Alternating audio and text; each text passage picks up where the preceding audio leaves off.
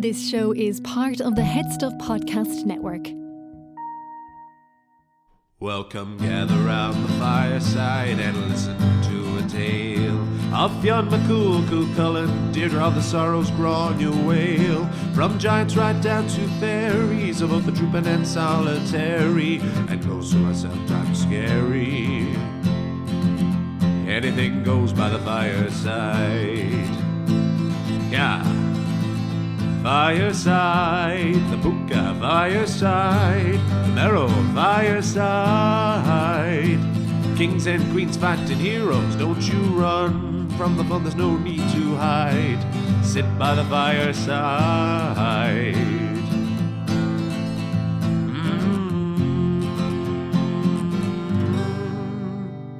Fireside.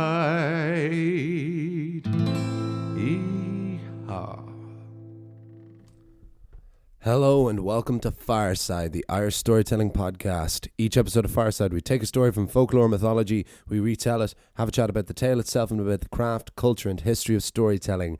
My name is Kevin C. Olahan. I'm your host and your Fireside Bard. Welcome to episode 164 of Fireside.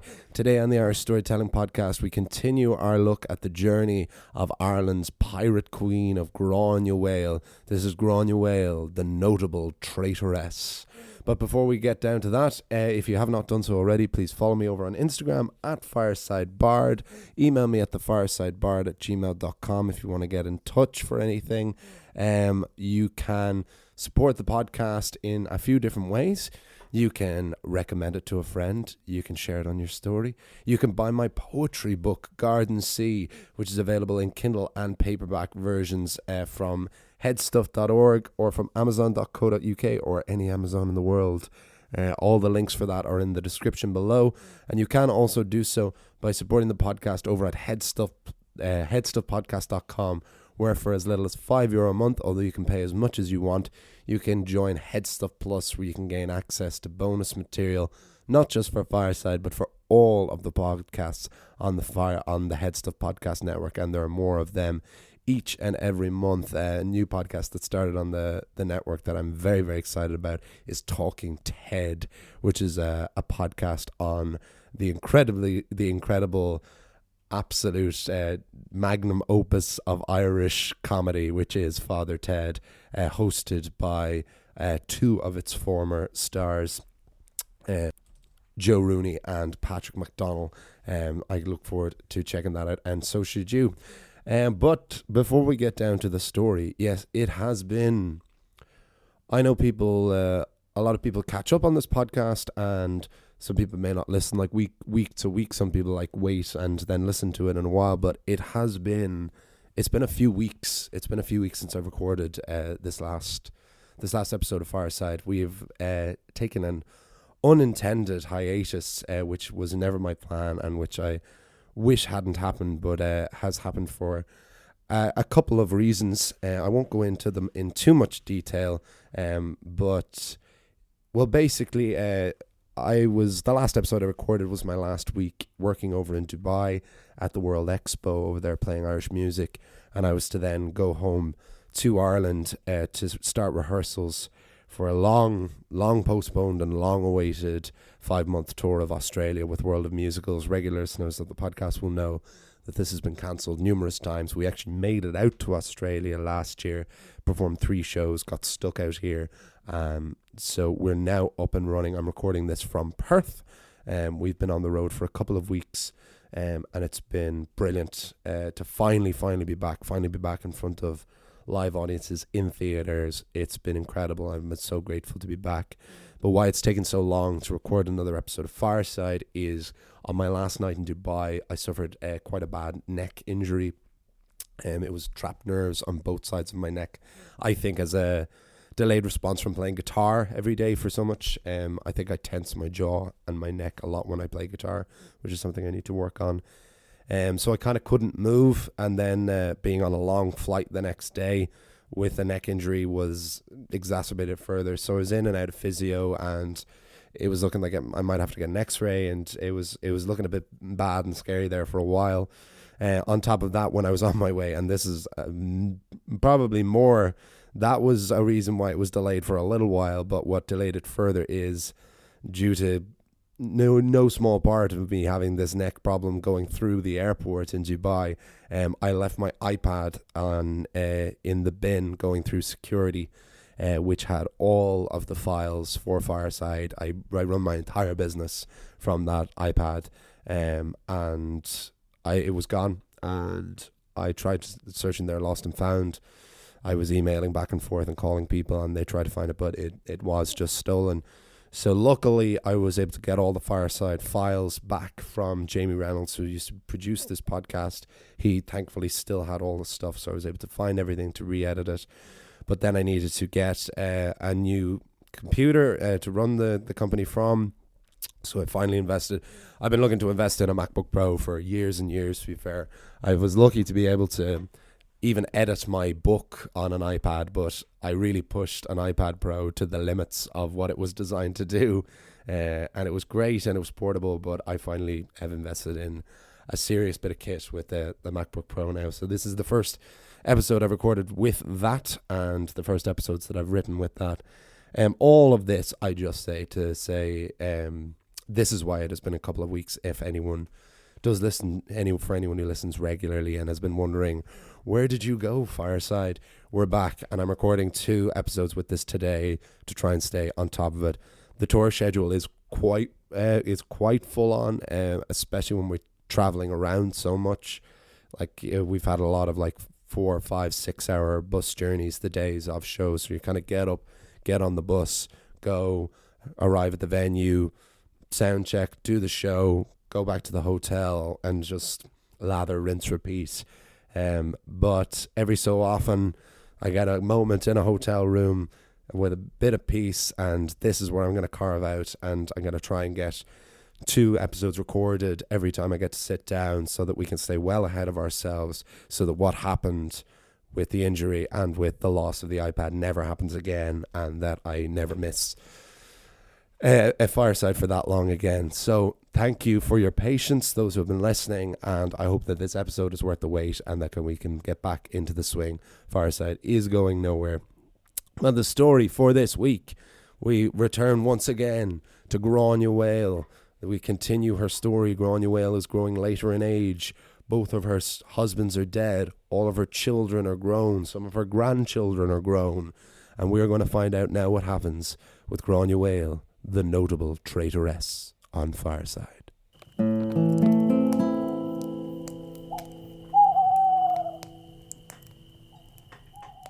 Granuaille, the notable traitoress.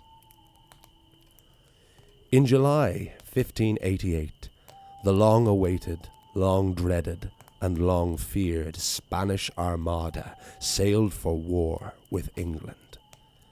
Led by the flower of Spanish aristocracy, the Catholic counter-reformer Philip II, who had been married to the former Queen of England, Mary I. Philip now sailed to depose his hated, heretical sister-in-law, Elizabeth I. 134 ships, over 30,000 men sailed for the British coastline. The Armada was considered invincible, but fate would not be on the side of the Spanish. Though fewer in number, the English ships were faster and better captained, and the unified Spanish fleet was scattered. Then the weather turned, and many of the Armada's ships were inadvertently drifted towards the north and west coastlines of Ireland. A reported 26 Spanish ships were wrecked along the Irish coast, 5 of which were on the shores of County Mayo, the home and dominion of Ireland's pirate queen, Granuaille. The fear from the English crown was that the survivors of these Spanish wrecks would ally themselves with the fellow Catholic Gaelic Irish chieftains against the common enemy of England.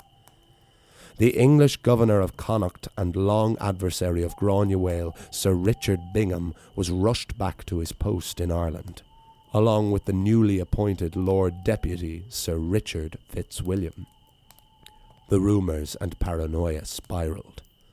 Paranoia of chieftains harbouring Spanish soldiers, rumours of the treasure on board the wrecked Armada ships now sunk beneath the foam of Ireland's jagged coastlines. So Fitzwilliam made it illegal for the Irish to harbour Spanish survivors, and made the act of doing so to declare oneself in open rebellion against the English crown and risk the confiscation of their lands. There is very little evidence of what truly happened to the wrecked Armada ships along the Irish coastline.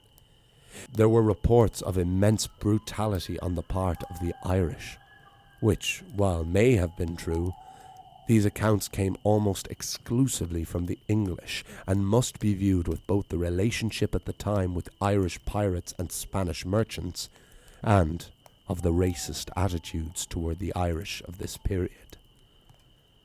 But the tale is of El Gran Green, a colossal converted merchant ship carrying 28 guns and 329 men, which sailed from Spain for England and was caught in a horrendous tempest and was drifted all the way around to the jagged rocks and shallow reefs of Clew Bay, the defensive stronghold of Granuaille. With no room and no hope of manoeuvring this narrow, unknown terrain, the El Gran Green was wrecked up on Clare Island. The ship's captain, Don Pedro de Mendoza, and 100 survivors clambered to the shores of the island and were to have been met by Dubh Dara Rua O'Malley.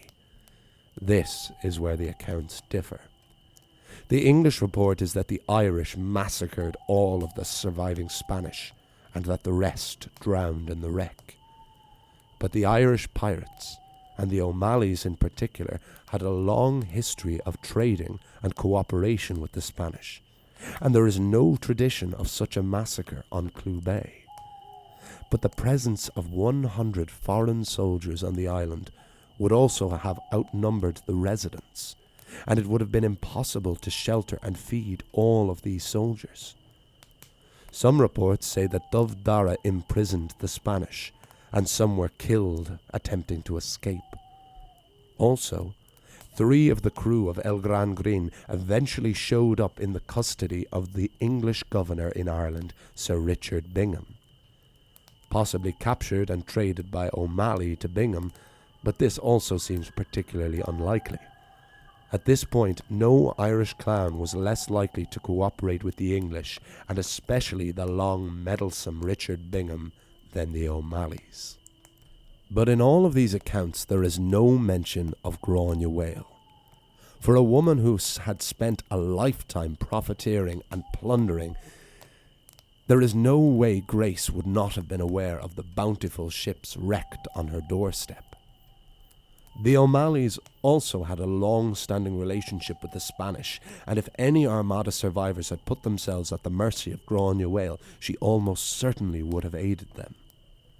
But with her rebellious past and command of both land and sea, Grace was also under the scrutinous, watchful eye of Sir Richard Bingham, so any Spanish Grace may have smuggled out of Ireland would have been done with utmost discretion.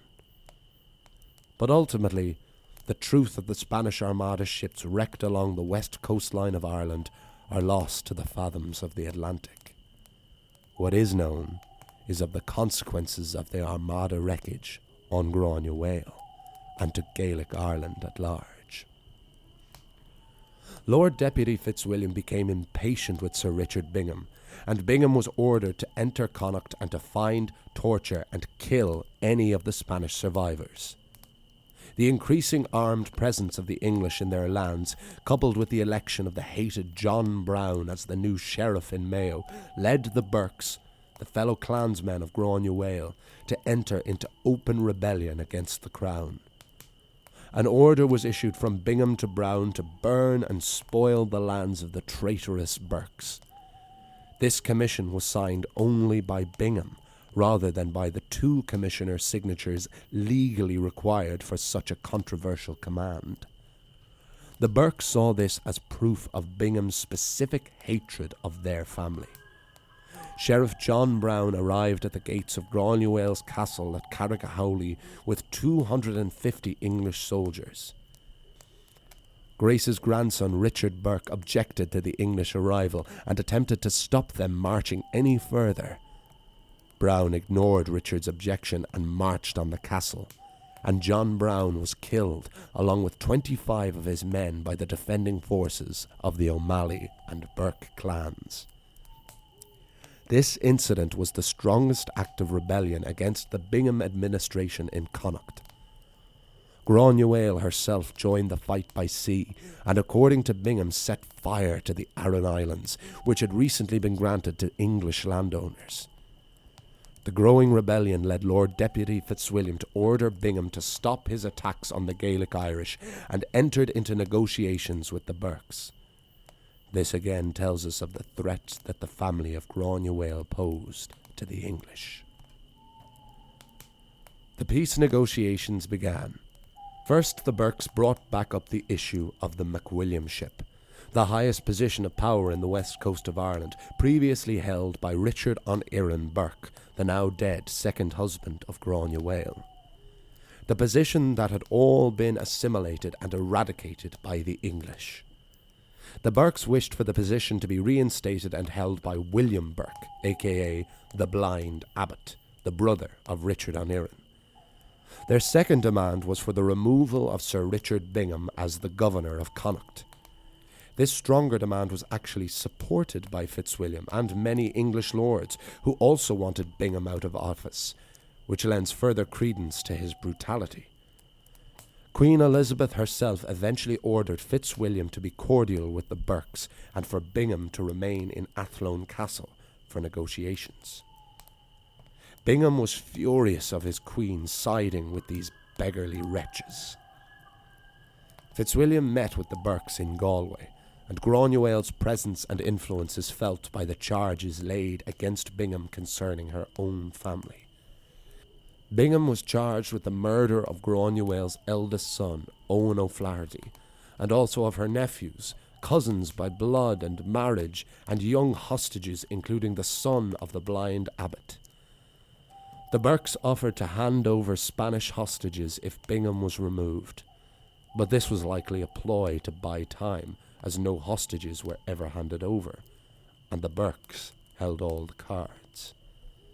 But Queen Elizabeth's purse and patience grew thin. She ordered Fitzwilliam to put Bingham on trial to see was there any truth to these allegations.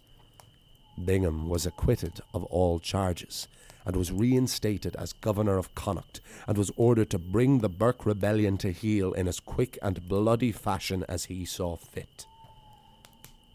Bingham descended on Connacht with merciless force, and Granuaille was soon left with no dominion but the only one that truly mattered to her, the sea.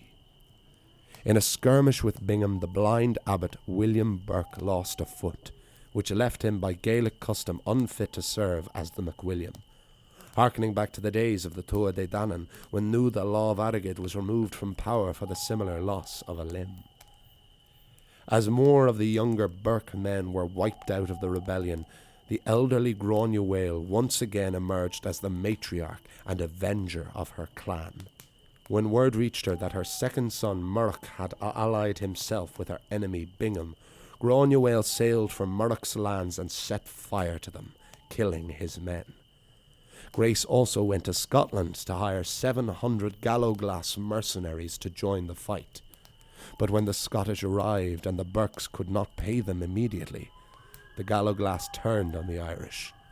Granuaille sailed to attack the traitorous Scottish, who had already fled back home, but Granuaille's fleet followed them back to Scotland to avenge their treachery. Granuaille would not let distance or even blood prevent her from achieving her own aims. With the crushing of the Burke rebellion, and most of the senior Burke men having been killed in the process, Granuaille's nephew Edward and her youngest son Tibbet na Long emerged as the strongest contenders for the MacWilliamship. Indeed, these two young chieftains were the last two Gaelic lords who had not yet submitted to Bingham's rule. But Granuaille and her kin suffered from the same fatal flaw that had left all of Gaelic Ireland in the dust of Renaissance Europe. Gaelic chieftains fought their own battles, for their own causes. Not before or since Brian Boru in 1044 had multiple clans of Gaelic Ireland united under one leader and one cause. An attempt to change this was being fostered by the Ulster chieftain Red Hugh O'Donnell in Tyrconnell, who wrote to Tibbet na Long asking him to ignite another rebellion in Mayo. Tibbet was extremely hesitant.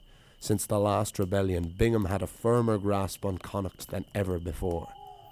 The Burkes had lost men, lands and will. Plus, the very idea of an allegiance with an O'Donnell of Tyrconnell was foreign to a Burke of Mayo. But Red Hugh promised the reinstatement of the MacWilliamship, as well as aid from the Spanish. So Tibbet na Long marched on a castle where Sir Richard Bingham was personally dining. The attack was beaten back by the English. Tibbet na Long held on for as long as he could before hearing that Red Hugh himself had surrendered and the promised Spanish aid had not materialized. This failed insurrection had disastrous consequences for Granuaille, who was held responsible for her son's actions. Bingham marched on Carrickahowley Castle, Grace's favourite and one of her last remaining strongholds. She was forced to return to her last dominion of the sea, but Bingham pursued, and for the first time ever, English ships discovered the secrets of Clew Bay, the series of jagged cliffs, coasts and inlets which had never been infiltrated by any intruder and which were known by no one as much as Granuaille, had at last been compromised. This first loss of sea power was a blow from which Granuaille would never recover. Now in her 60s, an absolutely astonishing age in the 16th century, especially for a warring pirate, it seemed like a 40-year career as Pirate Queen had finally been brought to heel. And for anyone else, it surely would have. But this was Granuaille, who once again picked herself up and made the most audacious move of her career. Grace O'Malley, Ireland's Pirate Queen, was to set sail for London to the court of the Virgin Queen, Elizabeth I. To be continued.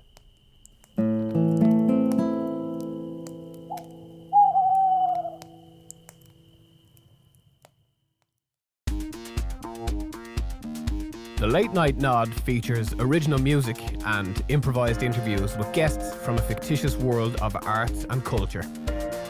Each episode weaves a conversational thread through tales of inspiration, excess and heartache with some of the creative world's best known personalities that you've never heard of. Join some of Ireland's most talented actors and comedians as they step into the world of The Late Night Nod. And that is the tale of Granuaille, a notable traitoress on Fireside, and I hope you all enjoyed it. Oh, it feels wonderful to be recording again. I cannot tell you how much that is, folks.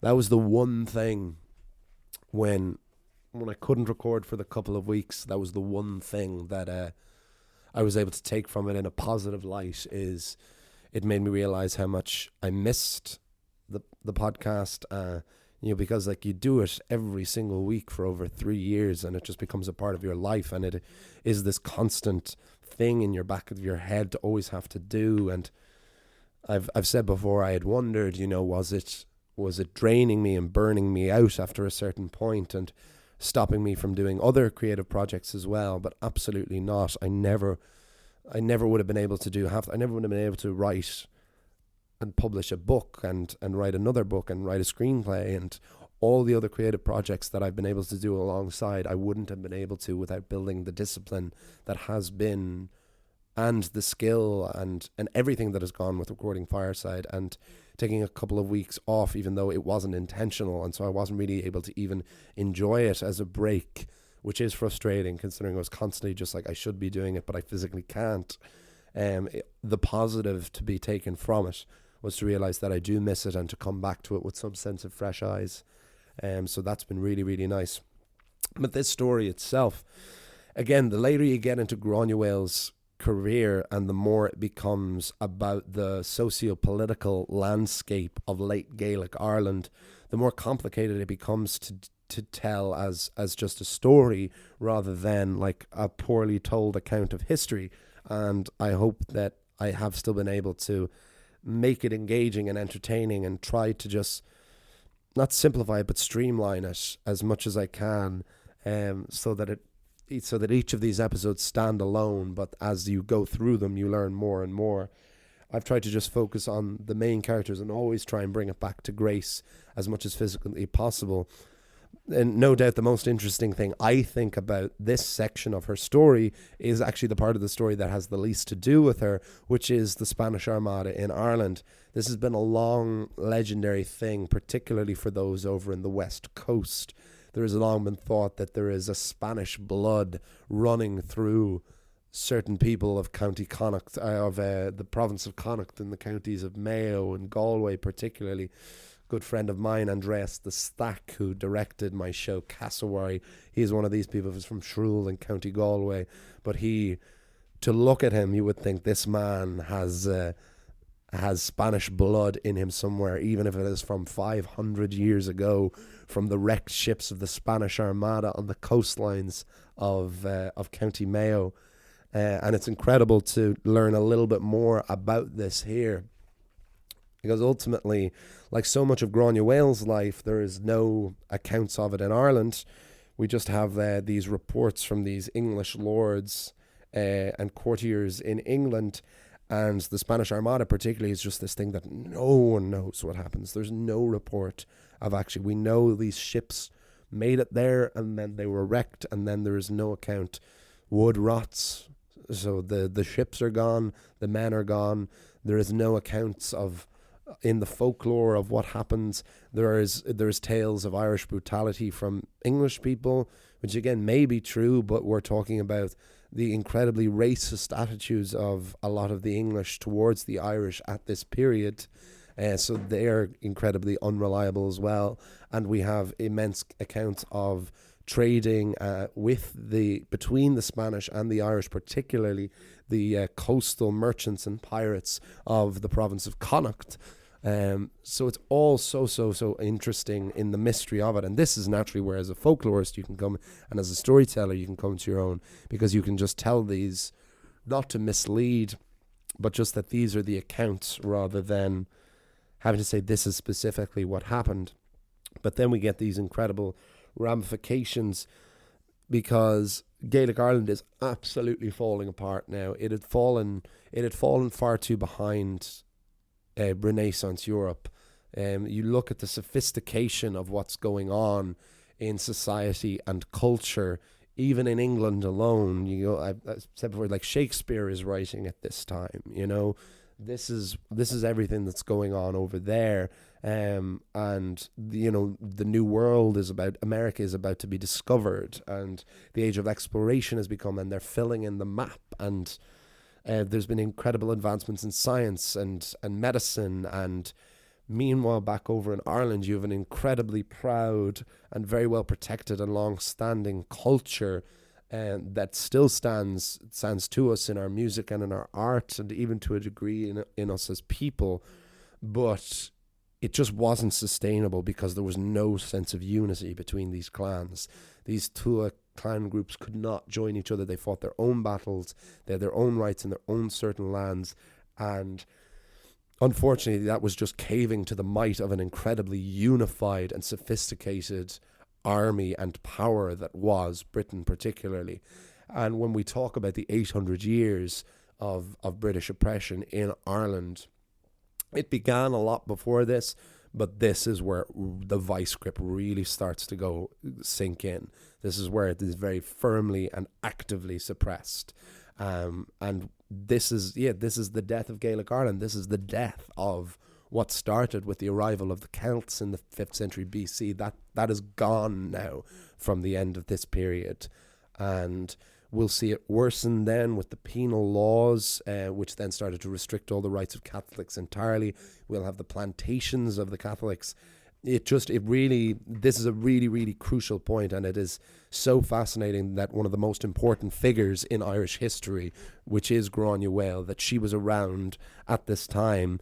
And not only was she this incredible figure, and it's just almost unbelievable to imagine a woman in one of the most sexist of sexist times, one of the most sexist countries in one of the most sexist times, could have achieved this power and could have lived this long and ruled this long by land and by sea, and could have been such a thorn in the side of the English, as just this ultimately this petty pirate, who was still feared and respected in equal measure and written about so much by these English lords who were trying to suppress her and eradicate the entire culture. So she is not only like a first and only, she is also this symbol of this dying way of life in Ireland. And we're finally going to get, I mean, the next episode I adapt on Granuaille is the reason why I didn't just do one episode on her. It's the reason I wanted to do her whole life, because I wanted it to build to this, which is the fact that we know for a fact, historically happened, Grace O'Malley, Ireland's pirate queen, had a meeting with Queen Elizabeth I. And that will be the story for next week. And with that, I will leave you. So thank you so much. Apologies so much again. And thank you for your patience in waiting for us to come back. I hope people have missed it. I hope it has been noticed, because I have missed it myself and have been dying to get back up and running with the podcast. And it is fantastic to be back. And hopefully that will never happen again, where I have to take an inadvertent break due to a physical injury or the loss of property. But with that, folks, yes, follow me over on Instagram, email me at thefiresidebard@gmail.com, support the podcast at headstuffpodcast.com, and buy my poetry book, Garden Sea, at headstuff.org or at Amazon. The links are all in the description below. Next week we have an incredible folk tale with an incredible name, which is about the well at the end of the world. I'll see you all. You'll hear me all next time. And remember, wherever you are and wherever you go, you can always join me by the fireside. This show is part of the Headstuff Podcast Network, a hub for the creative and the curious. Shows are produced in association with Headstuff and the Podcast Studios Dublin. Find out more or become a member at headstuffpodcasts.com.